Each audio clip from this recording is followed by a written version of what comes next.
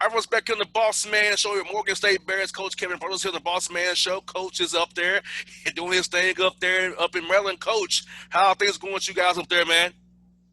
Everything's going well, man. Just trying to stay safe, stay COVID free, and keep these guys healthy and just keep working hard.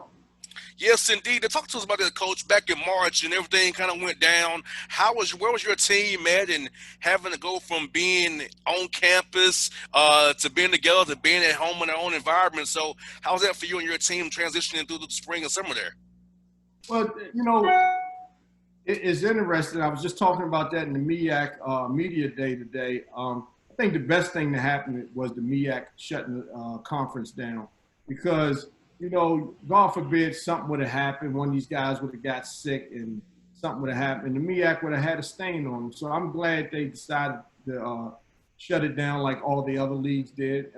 We were one of the last leagues that did it, but we got through it. And now, all summer we've been fighting, to stay afloat, all these universities and keeping these kids, interested and keeping these kids safe. And it's been different, but these are the times we live in, so we got to deal with them. I always tell our guys, you got to unexpected sometimes. And, it's a rough world out there. I always tell them, look out that window. Nobody cares. Nobody really cares. So you got to just, as a unit and a team, you got to stick together. So we've been sticking together, trying to make this work and do the best we can. And speaking of that, Coach, how did you stimulate your young men's minds when they was at home via Zoom and FaceTimes and calls of that nature, keeping them academically engaged as well? So how'd y'all go about that, man? When kids are on devices, they don't know what's going on, like you said, unexpectedly stuff going on. So how'd you keep their minds sharp academically and with what's going on in their lives as well?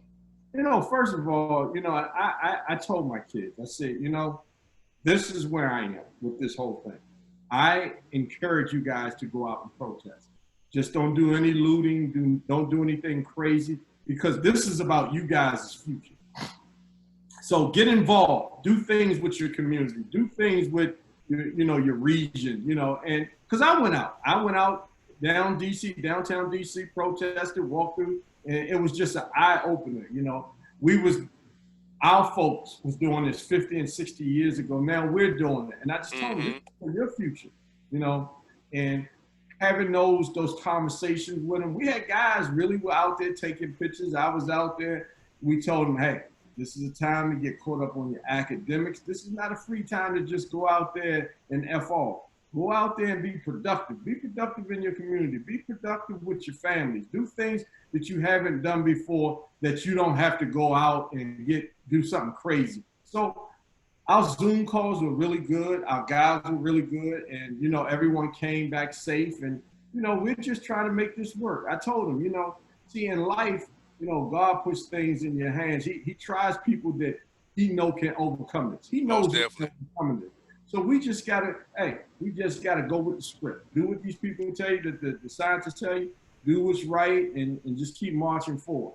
Don't be the weak link in the armor. So guys been doing really well.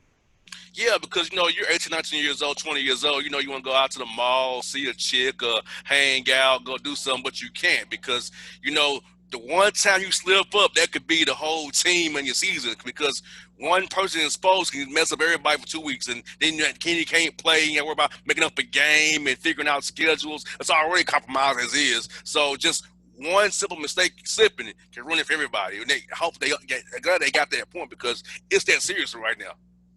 Oh yeah. This is their livelihood, what they want to do. And I told them, take advantage of it. Don't complain. Just make the most of what you have. Some people have less. Some people want to be in your shoes. You don't realize what you have until it's taken away from you. And those guys said that like, wow, we was talking about that today. You got that right, because, thinking about it, I haven't left Atlanta in 7 months, Coach. I'm a traveler. I travel all over. I haven't been left for 7 months, so having to readjust that, but finding my niche, which is helping the community with voting and helping us move forward as a city with community initiatives. So I found my way. I'm in my 30s, of course. I'm a little older than your players are, but being in my 30s, I understand that, but they haven't quite got that maturity yet. But I'm glad to have a guy like you to lead them and help them from that mindset, that mentality that, hey, when some don't go your way the first time, find other ways to impact. That's not the way you want to do, but find another way to do it, because you can still impact in multiple ways, even off the court and on the court as well. Absolutely. I tell you, it's funny you say that. I haven't traveled on a plane or bus since March. And I've had opportunities this summer to travel, and I just said, you know what? I'm just going to stay put. I haven't done anything, outside. I've been doing bare minimum, just going to work every day. I never stopped. I stopped for about 2 or 3 weeks. They told us not to come on campus, but other than that, I go to work every day. I've been more focused than I've been in many years with this. This COVID has really redirected my focus on other things. So it's been a blessing. And Coach, how would you recap your year one at Morgan State? 15 wins there. You got 9 in conference as well, go 9-7 in the MEAC, which is great, over 500. So how would you kind of recap your first year and how you feel about the foundation you laid here going forward as well? I think, we made the most of what we had. I thought we could have won a few more games, but there were some games we could have lost down during the season.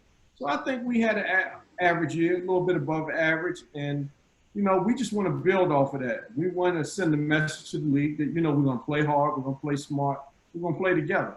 So I think we started that off. Now we got a few more guys, and hopefully it goes in the right direction, goes up. And speaking of that, as far as the offseason when guys are at home, did you all kind of watch a little bit of film on your Zoom calls as well, kind of keep some teaching while they was away, and also keeping them in somehow shape? Did y'all have them send them workouts to kind of keep them so they won't come back to you so raw? We have to start from scratch to get them ready for November 25th here coming up real soon. We didn't send a lot of stuff out on Zoom. We did send workout stuff out, but we didn't look at plays and we didn't diagram things. I didn't want to overload their mind with basketball. I wanted them to want it. So we didn't do a lot. So I wanted them to want to get back. And a lot of them wanted to really get back because we didn't do the things. Some people saying, they would send film and they would talk about this. And guys would get complacent with that. I didn't want that. What I wanted to do is make these guys hungry and wanted to come back. And these guys was itching to get back. And when we got them back, they were hungry. They were hungry. Yeah, and in the ramping up process, Coach, you want to make sure they don't get hurt. They're so excited, that soft tissue injuries can linger all year long because that's the thing you want to avoid. So how is that being kind of ramp them up so they won't get hurt and having to make kind of monitor to make sure they don't go too hard and injure some where you got a nagging injury all year long? Yeah, it's the thing, Knight. We getting to that point now. We're going to have to play someone soon because our guys are starting to chop at each other. We've been going for a minute now since we've been back, and we've been getting it in, and I think we've had a good so far preseason. We just got to stay afloat and keep guys healthy and, just make the most of it because, guys can get bored with what they're doing. So what we got to do is make it interesting and make it tougher than what they're going to see during the season.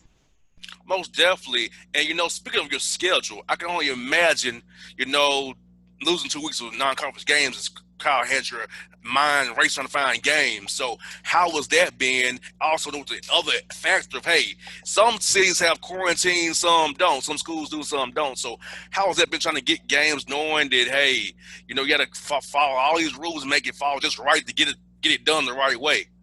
And this scheduling thing's been a nightmare. I mean, our schedule has changed daily. We had our schedule done. Then when they changed it back for 30 days, we had to start over. Then we had halfway done again, then teams dropping. I mean, we got calls today for 2 more, and it's basically done, but it's not done until you get the contract. So we're close now.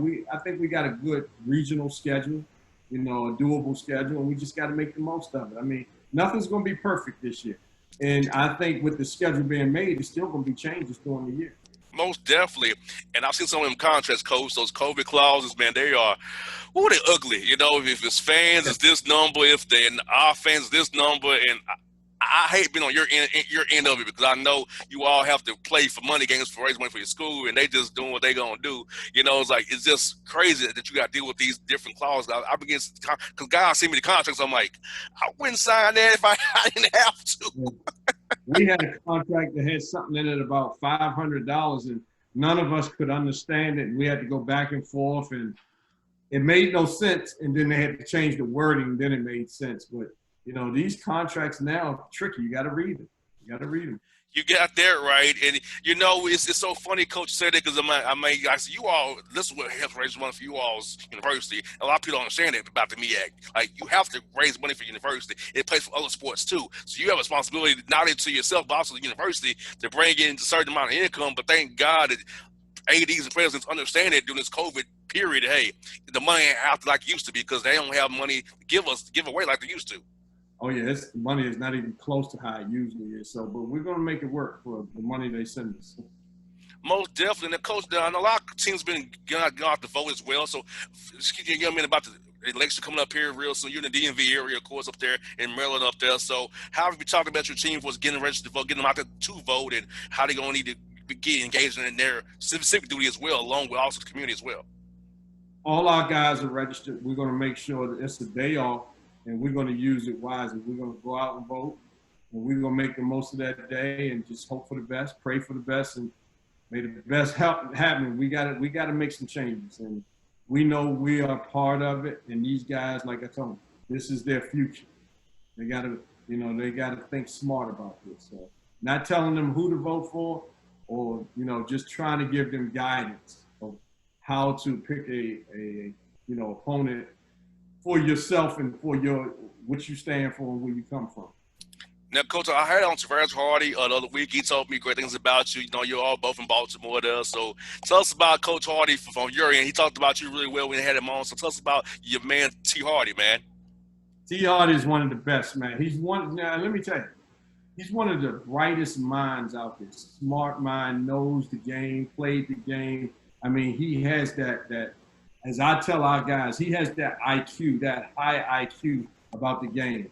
Good brother, really good brother. And going to win there. He's going to win there. We was going to play, and I'm glad the COVID, they couldn't play in the fall. So I told him, you know what, we're not going to play. It's hard enough winning, and then when you got to play against your friends, I said, you know what, we'd be better off just scrimmaging, because I went through that when I was at Binghamton playing one of my best friends in the business, Carl Hobbs at GW. And one year we beat him. And I was happy, but when I walked back to my office, how I felt wasn't right. So I said, I can't keep doing this. I'd rather not play my friends. And T. Hardy falls in that line. I mean, he's a good brother. He's got that team trending up, and I know they're going to win. And I'll tell you what, we were lucky that we didn't have to play him this year, because I'm telling you, he's going to have that team playing well. He's going to have them playing well. That's what I got for you, Coach. How's it been for you coaches to get on Zooms together and fellowship and not be so cutthroat, where people kind of letting their guard down a little bit and having them be more open about things and how they do stuff? So how's that been this offseason to kind of, with this COVID thing, get to know guys who you might not have known in the business and learn about other ways things are done via the Zooms you guys have been doing this offseason? Man, I tell you, it's been really good for me. I'm on the one with a bunch of Philly guys, and a bunch of them I knew, some of them I didn't know as well. Some I just knew in passing, and we've gotten really close. They've come down. We fellowship down here at the harbor. I'm going to meet a couple of them, just the fellowship, and they come watch our practice. We go watch their practice. I mean, it's been really good, man. This has brought people probably more together than it ever has, all the Zooms. But it depends on you as the individual, how you take these Zooms and what you do with them. So I've taken them serious, and I've taken it to the point where I met old friends, new friends, and Dawn Staley is one of I'm on twice a week with her. She's unbelievable. Kevin Baggett, Jeff Arnold, Bruiser Flint, all the Philly guys. The old coach at Morgan, Todd Bossman. I mean, we're all we have a group of people. We got some women coaches involved. The coach at Niagara, coach at UMass Lowell, women's coaches. I mean, it's been beautiful for me. Most definitely, always gonna learn. And so I've been on some of the calls the other guys have had, man. They're talking a lot about basketball. I kind of thought I knew some stuff about some basketball, but I've learned a lot this offseason about basketball because it helps me as a radio host to talk to my guys about it, about what I see on the court now, So it's been great, Coach Broadus. I know you guys things going up there in Morgan State, man. I'm be cheering you guys on. We gotta do this again real soon, Coach. And stay safe, man. When you come up this way, please come see us. Well, soon I know what the schedule for the Hawks when they play the Wizards. I'll let you know because that's when I can come up to Baltimore and make the little drive up there to see you, man. When we get to the hotel in DC. Do that, brother. I appreciate it. No doubt, Coach. Hey, man, be safe. Wish the team best of luck and stay healthy, and everybody be safe up there in the city, man. Baltimore City, man. Thank you. You do the same. All right, Coach. Be good, brother. Brother.